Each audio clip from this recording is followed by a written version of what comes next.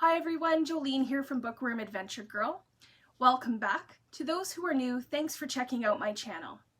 If you like diverse reading and Canadian literature, then please hit subscribe and stick around. Today I am going to be doing my December wrap-up, and I'm going to go through the books that I read in December. I can't believe that it's the middle of January already, so I thought before the month is over, it was important to make sure that we did the December wrap-up. I read 17 books in December, and today I'm going to talk about 13 of them. Since I don't talk about the Margaret Atwood books in my wrap-up, my monthly wrap-ups.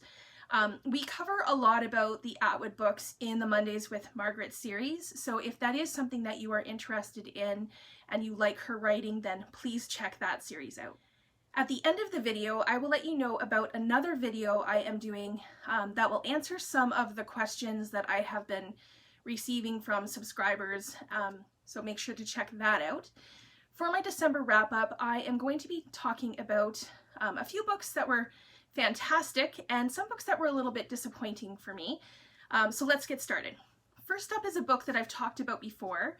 I read it in December, but it wasn't published until January 5th of 2021. It's a historical fiction novel by an Irish writer, and it's called Nora, A Love Story of Nora and James Joyce by Nuala O'Connor. This story begins in 1904 when Nora Barnacle is a cleaner at the Finn's Hotel in Dublin. She meets Jim Joyce, an aspiring writer. Jim asks Nora to leave Dublin with him, and Nora follows him. If you are at all interested in James Joyce, this is a great perspective. It's told from Nora's point of view, and she talks about the jobs Jim's had teaching, the many times they had to move, and how she tries to be supportive of him, especially in his writing. For the time period, I love how Nora advocates for herself with an independence that is surprising, I think, for the time. She talks very positively about her own sexual pleasure, about their need for money and to take care of the home and eventually their two children. She is incredibly patient when it comes to Jim's drinking and staying out all night. Nora seems to kind of have an understanding of Jim that other people really didn't. And as Jim becomes more successful with his writing, their money problems are less of a concern, but Nora is honest about the family dynamics, and especially the tension between her and her daughter Lucia. Lucia's mental health and the effects it has on the family is a large part of the book near the end. The book is written in very brief chapters and it's told chronologically. The story begins with a sex scene, and there are several other explicit scenes throughout the story. And I actually believe that these come from the famous love letters that Nora and James sent each other that were at one time published, but I don't think they are in print any longer. Nora and Jim are two very flawed characters who seem to have an addiction to each other and loved each other fiercely. When I first talked of this book, I think I said it would be one of the best historical fictions of 2021. And I still believe that it definitely has the potential, but I haven't really seen much hype or marketing about this book, which is really unfortunate because I think readers, and especially Joyce fans, would really enjoy it. The next book I decided to pick up because I love adventure and traveling, and since none of that is happening right now because of COVID, this sounded like a book I could live vicariously through. It's a memoir called Tightwads on the Loose, a 7-year Pacific Odyssey, and it's by Wendy Hinman. Wendy and her husband Garth spent close to 7 years traveling around the world on their boat. Both of them have had boating experience in the past. In fact, Garth had traveled around the world in the 1970s. So together they live out this dream that became much more grand, I think, than they originally expected.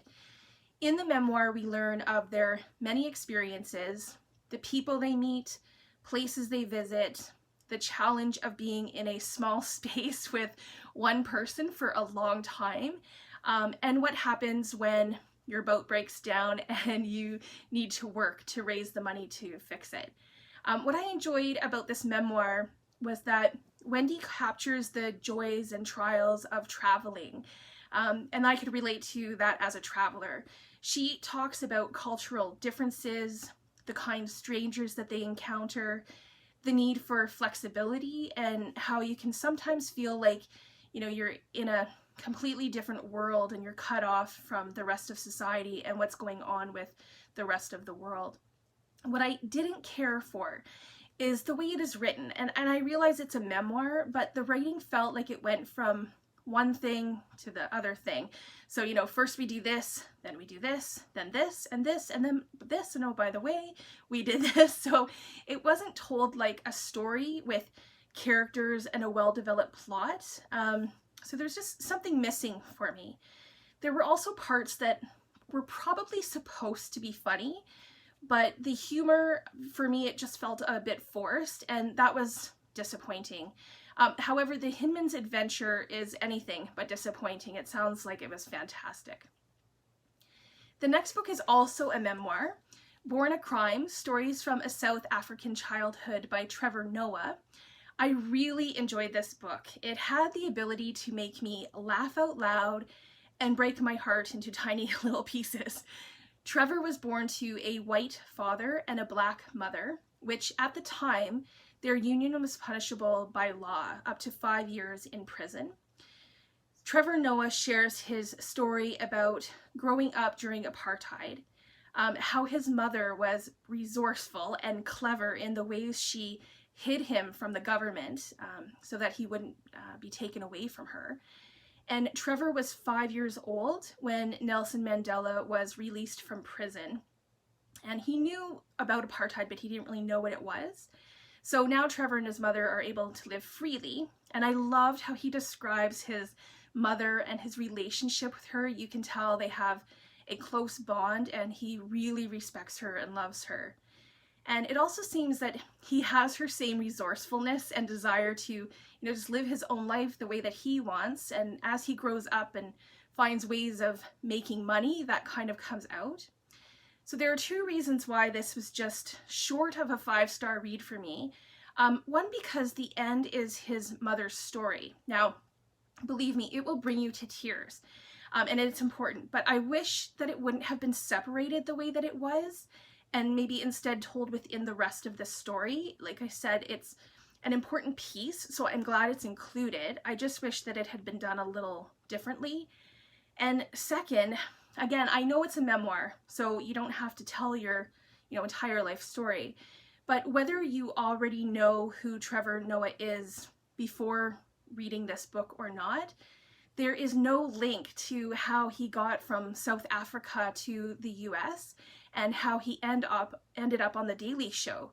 So to me, a quick, little explanation could have been, the epilogue, and he could have just said a little blurb about it. So my hope is that he will write a follow-up and fill us all in.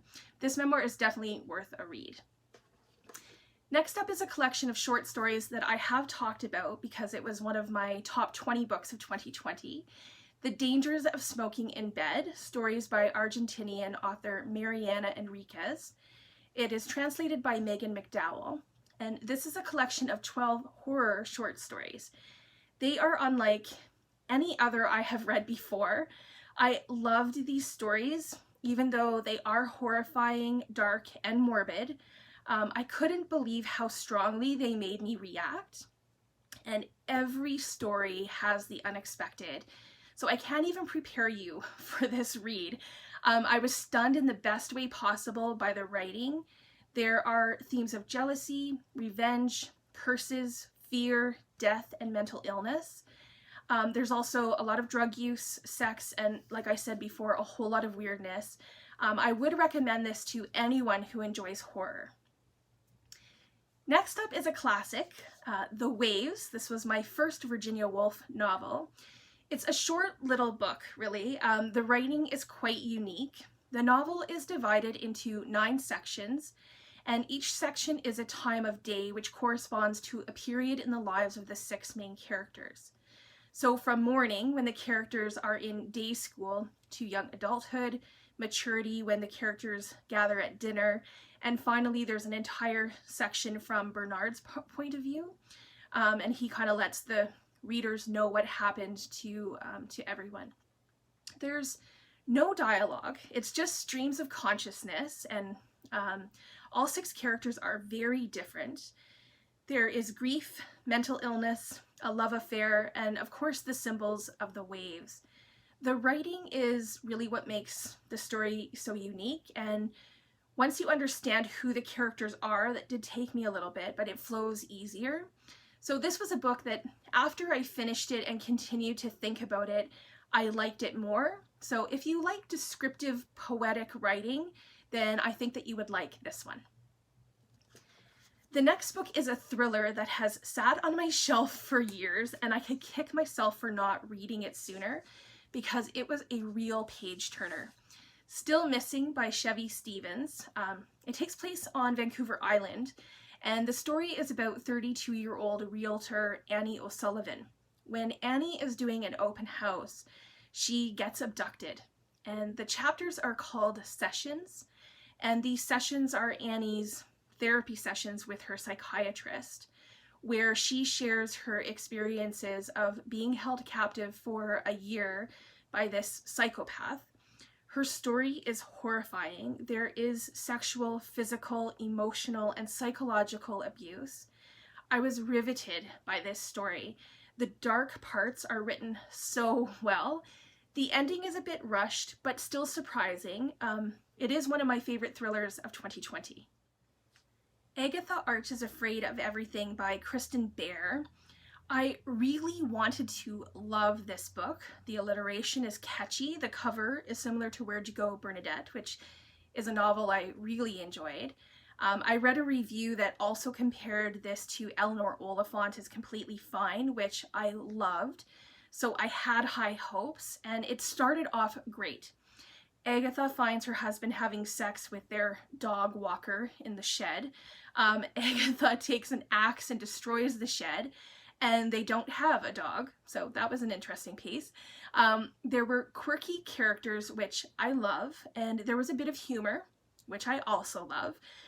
Agatha's sessions with her psychiatrist that she calls Shrinky Dink, a little too much throughout the novel, told me that there were some issues, which was also fine, and Agatha really is afraid of everything.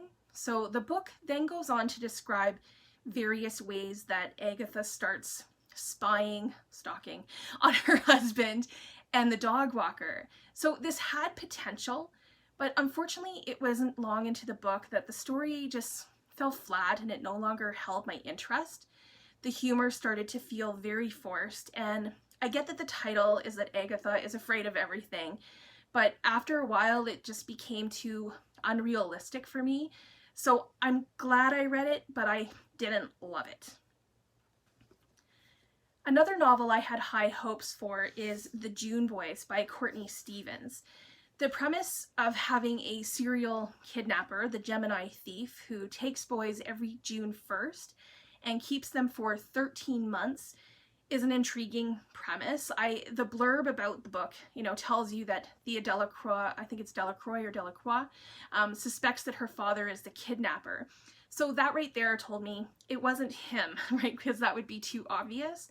And unfortunately, this one was disappointing for me. The way the story is structured was a little confusing, and I did not connect with any of the characters. Most of the characters are young people, and they seem to be solving this crime or this case on their own, and no one seems concerned by that.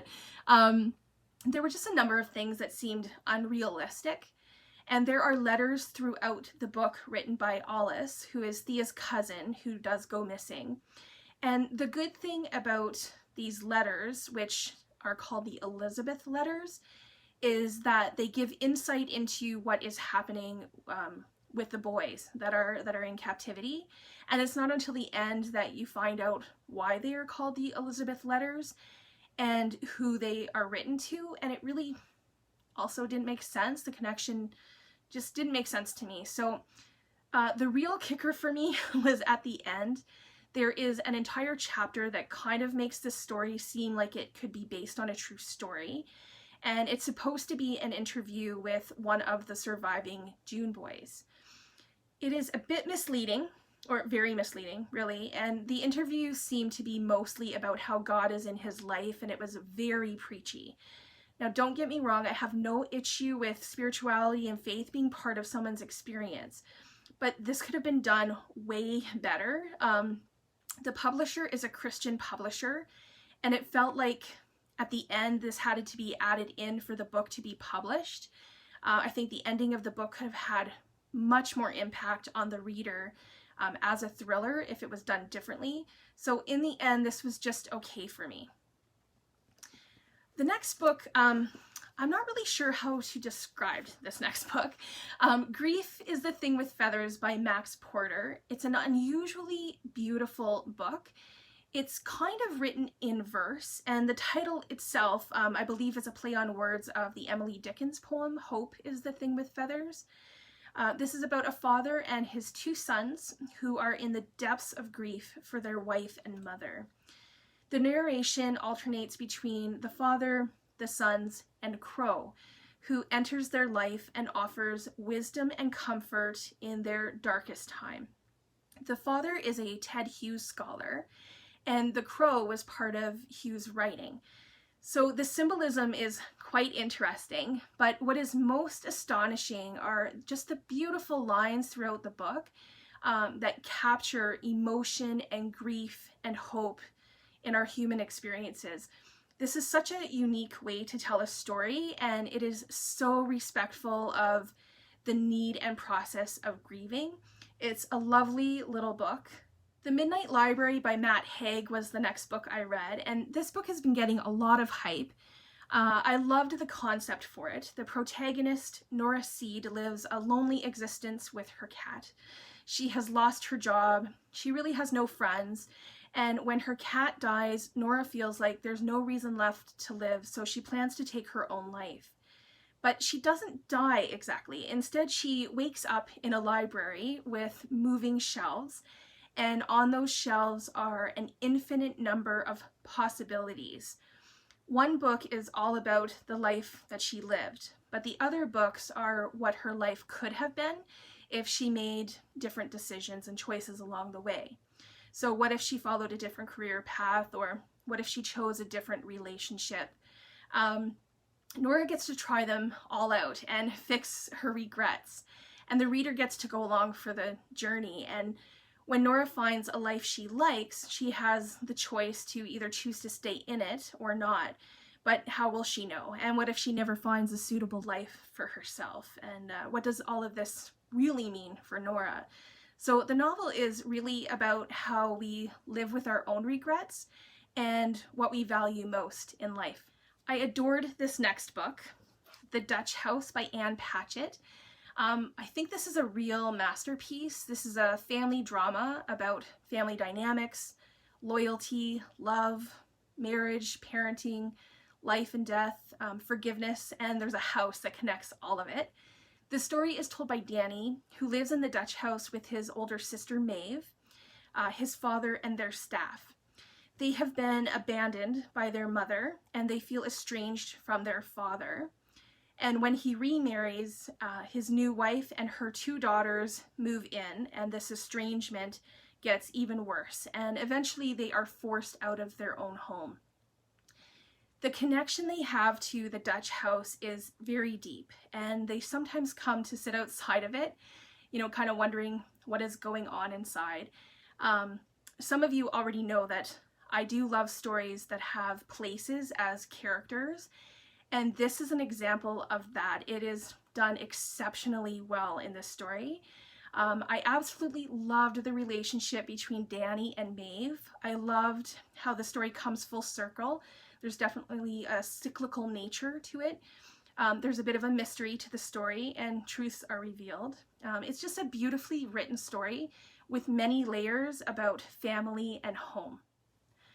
I finally read Rebecca by Daphne du Maurier, and there was a lot more depth to this classic than I expected, so I was pleasantly surprised to find a mystery, a love story and a ghost story all in one. I really wanted to see the movie, so I read this first and then saw the movie on Netflix. And there are some differences, so I'm glad that I read the book first. The narrator of the story is never named. She is working as a woman's companion in Monte Carlo when we first meet her, and she meets Maxim de Winter, who woos her and proposes very quickly. Maxim's first wife, Rebecca, had drowned less than a year before. After the honeymoon, when they arrive at de Winter's estate called Manderley, the protagonist finds herself competing with Maxim's dead wife. Everything has been kept the same, and what was Rebecca's is now the new Mrs. de Winter's. And it's kind of like the house and some of the staff hold secrets. The protagonist has to figure out how she can live with Miss Danvers, who expects her to be the old Miss de Winter. She's very meddling and very manipulative. The protagonist finds herself in a loveless marriage, and she is competing with the ghost of her predecessor. And then eventually the secrets begin to be revealed. So although this is a classic, the story felt like it could have been told today. So I think it was very well written. And coming in at number 13, and the last book I read in 2020, was The 13 Ways of Looking at a Fat Girl by Mona Awad. I thought the way this book was written was very clever. There are 13 chapters, and each chapter is like a snapshot into Elizabeth's life from her early teenage years to after she is married. They are insights into how she feels about herself, her body, and her relationships. From being overweight to losing weight, and then as a thinner person, we get an inside look at Elizabeth's self-obsession, the pressures she feels, and how other people react to her. There are some parts that are quite uncomfortable, and sometimes I wanted to yell at her and just say, be yourself, do what you want. But I think that's the whole point. How often do people cave under the pressure of our culture and our society, or even those around us? And also, maybe I'm reading too much Margaret Atwood, but it reminded me a little bit of The Edible Woman and Surfacing, so it kind of had an Atwood vibe to it. So that is all of the books I read in December. Hopefully there is something there that might be interesting to you. One of the questions that I got a lot of in the past month or so is, how do you read so much? So one of the videos that I will be doing, hopefully by the end of January or beginning of February, will be about that, and I will offer some tips that I use and that might be helpful to you, especially if one of your reading goals for this year is to read more. So keep an eye out for that video. I will also be finishing up all of the top books of 2020 by genre in the next week or so. So the hope is that by the time we get to February, all of the 2020 book talk will be complete. Please let me know if you have read any of these books, if there are any that are interesting to you. I look forward to chatting with you in the comments. Thanks again for watching. I hope you have a fabulous day, and don't forget to make every day an adventure.